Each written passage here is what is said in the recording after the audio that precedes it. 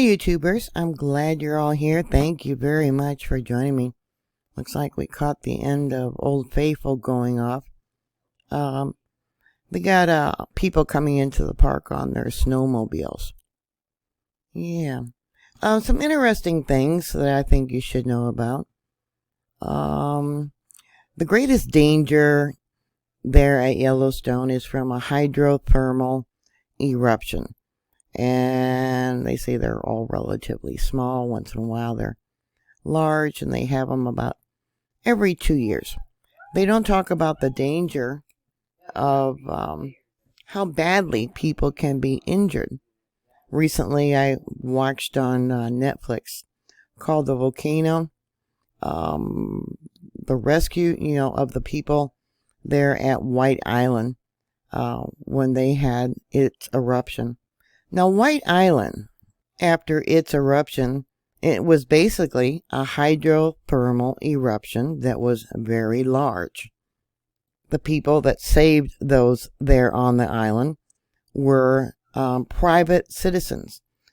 2 people who had their own private helicopters went to the island, and the tourist boat went back. There was 2 boats carrying tourists that had gone to the island. One had left about 10 minutes before the eruption, and then it erupted, and they went back and took as many of the survivors that they could from White Island. 25 people died, and 22 people were gravely injured, and they're still going through reconstructive surgery, skin grafts and things like that. Now, the reason that it was the private people who rescued the people from the island was because emergency services was told that it was too dangerous for them to go there. So it ended up being just the average person that risked their lives going into an area after a volcanic eruption. And like I said, it was a hydrothermal eruption. This image is from Jeff Hopkins before the eruption. I believe he was in one of the boats. I'm not sure if he was injured, but the only indication that they had that there could have been an eruption was the lake could not be seen. It was white. And the tour guide said there was probably a small eruption the night before, and it was covered in ash. But normally it did not have all this white steam. Now, White Island was at a level 2 out of a level 3. Level 2 meant that it was unsettled. Here's an image from the boat, the one tour group that had left just before the eruption. And this is superheated steam and water, because it was a lake, much like Hawaii, with that lake in the bottom of Hilimama, I think it is. They were worried about a hydrothermal eruption, hot lava meeting the water and creating this superheated steam. The steam was probably about 2,000 degrees Fahrenheit. So any part of their skin that was exposed was burned. The heat went through their clothing, and there was also the toxic gases. This is one of the victims. She's in the video, The Volcano, that's on Netflix, when she was in the hospital. All the survivors were put into a coma, probably because of the pain was so bad. But when they talk about hydrothermal eruptions, do those there at USGS understand how devastating these eruptions are and the damage inflicted on the bodies, on the people, their bodies? Here's another image of White Island, and you can see this is all the chemicals. This is sulfur that is emitting in the waters. I took a screen capture from Netflix, and authorities told the people when they radioed for help, telling them, "You are on your own."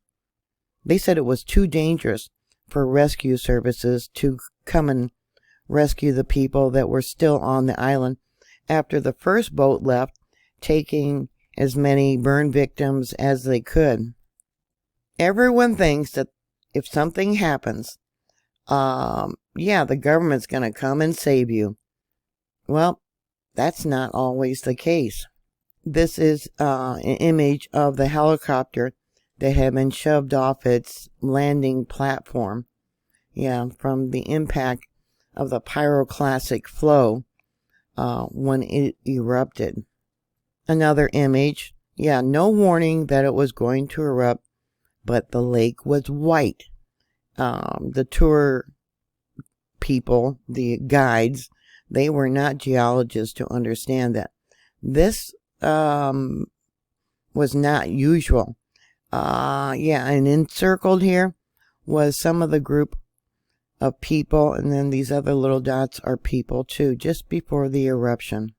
New Zealand has live webcams that probably take pictures every few minutes, and this is one of the images that was provided. This is an image of the eruption from the first tour boat when they left, and then they went back and risked their lives to rescue the people that were on the other boat. I believe there was 47 people still on the island. It was a trip of an hour and a half, about 90 minutes, from the mainland to the volcano. 2 helicopters flew in there and loaded up as many people as they could. I believe somewhere between 5 on one and maybe 3 on another. They were then told to take the injured people that they had on the helicopters to the parking lot where the tour boat left from, and from there, ambulances would be waiting to take them to the hospital. But the helicopter operators decided to take them directly to the hospital, according to the words of the one helicopter operator. They had already been let down by not sending rescue people to save the people on the island. They had already been let down once, and they were not going to delay in getting these people as fast as they could to get medical care. Wendy Stovall put up an article on the Yellowstone Chronicles, June of last year, talking about the real hazards of Yellowstone. Yellowstone Caldera Chronicles is a weekly column written by scientists and collaborators of the Yellowstone Volcano Observatory. It says, here at YVO, we receive a lot of questions related to Yellowstone super eruption. What ifs and whens, even though that is the least possible scenario for future volcanic activity. And it goes on to say that news articles, websites, and videos often exaggerate the rarest of events while ignoring hazards that may actually happen during a person's life. So right here, right now, we're going to flip this around and discuss Yellowstone's geologic hazard scenarios in order from most to least likely. Hydrothermal explosions are the most likely of Yellowstone's volcano hazards. With little to no warning, thermal features can erupt as rock-hurling geysers that excavate shallow craters. Shallow, make it sound like it's so little of a threat. Smaller explosions occur more often and can impact an area tens of feet in diameter, whereas less frequent, larger eruptions could send hot water and rocks a few thousand feet. On average, one hydrothermal explosion occurs every 2 years at Yellowstone. If you know you're walking around the boardwalks, that you could be in the time frame of a hydrothermal eruption, would you go? You ask that for the people that went to White Island. They had no idea, because these events are typically small and occur at any time, including when visitors are present. the likelihood of harm to any individual is reduced. A famous example is the 1989 explosion of Pork Chop Geyser in the Norris Geyser Basin. Yeah, luckily that erupted when no one was there, but shortly after, some scientists went there, including Bob Smith. Here it says Pork Chop Geyser was once a small hot spring that some people said occasionally erupted. It began spouting continuously in 1985. Then in September 1989, Pork Chop exploded, throwing rocks more than 200 feet. Here's one image I got from an explosion from 1980. I believe it's 1980. You can see the size of the rocks that it threw out. Here's another image. I believe this is from 1980. This here is from 1989. Another image from 1989. Look at the size of these rocks. You know, if you compare it to this geologist that was sitting there. Another image. This might be Bob Smith. And these are some of the rocks strewn all the way up and around. And another image. That's the boardwalk over there. Because these events are typically small and can occur at any time, including when few visitors are present, the likelihood of harm to any individual is reduced. Yeah. Then they say, did you know hot springs have injured or killed more people in Yellowstone than encounters with wildlife?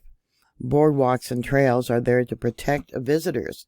Yeah, as long as you stay on there, you're not going to have to worry about a hydrothermal eruption. And off-boardwalk hiking is very dangerous. Scalding water underlies most of the thin, breakable crust around the hot springs. And then they go into earthquakes. Danger from large earthquakes in the range magnitude 7 ranks as the second most likely Yellowstone hazard. Nature World News on the 26th, yesterday, had an article that says next Yellowstone volcanic eruption is overdue, possibly magnitude 8 or higher. Yellowstone has a cap of rhyolite, and I've talked about how this hardened rock is preventing the magma from coming up, and it's now flowing horizontally. And let me show you something. This is evident again once today with the 4 different monitors that I got right here. Down here at the bottom is Maple Creek. That's where all the clusters of earthquakes have been happening. There's the magma, blobs of magma. The next biggest one would be Holmes Hill. And then we got Madison River. Let me go up over here. Let me go to the map. But you can see here, before I go to the map, the Maple Creek area once again is showing large intrusion of magma. And it's flowing out horizontally. So it's coming up in this area. Over here we have, this is the Maple Creek monitor right there. Okay. Holmes Hill is, right there. And then Denny Creek is over here. This here is for Maple Creek. And we got an earthquake right here. Let's go to the spectrogram. Yep. And this is what it's currently showing as of 4:30 p.m. Central Daylight Time. And you can see all the different earthquakes that have recently occurred marked in red. And we had some more that was going on over here. I'm kind of jumping around in what I want to report. Okay, so this is Maple Creek. Here we have Holmes Hill. And let's go to the spectrogram. And this is what it was showing when I pulled the files. And you can see we got one marked in red there. An earthquake. Let's see, we got another one marked in red there. Another one there, which means the computer picked it up and sent notices to the seismologist saying, okay, I've got an earthquake, check it out. So I downloaded 4 different sites. We got Maple Creek, Holmes Hill, Lake Butte, and the borehole for the Madison River area. Let's make that one bigger. Yeah, because this does not get any outside interference whatsoever. Okay, it's a very deep well, about 500 feet, maybe 600 feet below the ground. Let's see, let's take a look at this. Let's pull this. I'm going to try and make this bigger to see what kind of signature we got here. Okay, looks like tectonic here. This is all tectonic, sharpened points. All right, this earthquake right here. Let's pull that one. Yep, tectonic. The plates are moving. I want to mention too, because there's some misunderstandings about how the earth works. Let's make that bigger. Someone said how the crust of the earth don't move, but the earth does underneath. Well, the hot spot for Yellowstone, that is slowly moving northeast. But the continents are moving. We know the continents, the crust of the earth is moving. You can look at any of the sidewalks and roads for the Hayward Fault there in California. You can take a look at the Gulf of California, how that's moving and widening, and that is the crust of the earth. So, yeah, people just don't have a really understanding about what our planet is doing, but that's okay. I was sent a TikTok video from Alcova, Wyoming, which is down by Casper. Up over here is Yellowstone, and this is Casper, Wyoming. Alcova is by the Platte River, I believe, if I got that right. And you guys know that we have several areas where the magma comes into Yellowstone. It comes up from the Gulf of California, traveling up maybe even this far, it's hard to say. Comes up and then goes under Yellowstone and towards the Madison River area, and also from the Snake River Plateau. That's where, the different eruptions happened when it slowly moved up to where it is now. So I'm going to go to Google Earth. And after I do this, I'm going to show you the video that was sent to me from here. All right. So this is the area. Somewhere over here, this video was sent to me. They got a dam that was built back during the last depression to put people into work. And there's a hot spring over here. But anyways, yeah, this was built part of the government's work program. So this video I'm going to show you was sent to me from somewhere over here. And let's bring this out because you can see, so I can show you how far it is from Yellowstone. But it still could be, magma coming up from the Gulf of California and up here. There it is over there. And then, yeah, there's been earthquakes. Let's go back up in this area that I've been documenting and following and all that. All right, let me show you the video. It says here, the ground and the lake around my property is so hot, it's almost boiling. Smoke and steam coming from both. This is his lawn. And it says here it's been happening for almost 2 weeks at random. And let me play this. Okay, there's the lake steaming. Now the only reason the water would be heated is from magma under the ground. And he's showing this here. Yeah, he wants to know, why is the lake so hot? This is his lawn that's steaming. He's been trying to catch this because it has been happening off and on and not all the time. I just found this. This is a reply. It says, sorry, this is so long, but I wanted you to see it is hot right over the smoke. And it smells like old rotten eggs. So is this sulfuric activity. And let's hit play here, and you can see this is the guy's lawns. There's the steps to his, what is it? Steps to something. I don't know if it's a patio or to his house. You can see patches of the grass that are dead, but yeah, it is winter. You can see how, yeah, it just, this is not good. All right, there's the fellow's house right there. Let me bring it back, and this is the lawn right outside his house. I would be concerned because this is definitely sulfur,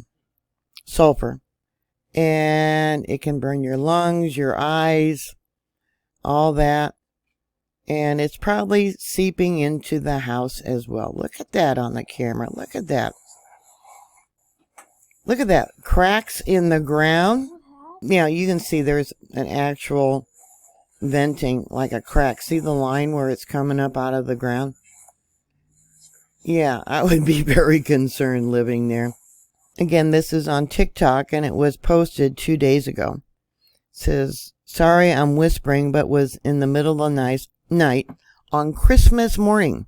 I don't want to wake up neighbors to catch it when it pops up, though. Right, this just gets weirder and weirder. They evidently left the state, were on the road, they were rear-ended, but before that, he's got a video that is saying that some government agencies contacted him, mad that he posted images about the sulfur. And so I've got an update for everybody. I just got off the phone with somebody from a 4-letter government agency, and they're really upset that I'm talking about this. They really want us to stop, and they've actually asked us to come back. They're mad that we left. They're mad that we're talking about it, but I don't know what to do. We're almost into Illinois, okay? We've gone through Missouri, and as you guys know who live here, and I'm sorry, it's a boring state. We do not want to have to drive back. And I don't even know that we could right now, so I don't know what to do. So I've got... All right, here's a post. I'm not sure exactly of the timeline. It says, run, evacuate. It's a sign thermal vents are near the surface, i.e. volcanic activity, run. We're heading to Whitley City, Kansas from Casper, Wyoming area. All right, and then there's another post. And I'm not sure where this is at, but I'm going to play this for you too. A Kentucky area. Is there a place that we can...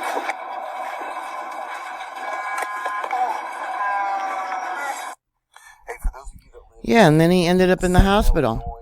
And he posted several pictures from the hospital on TikTok.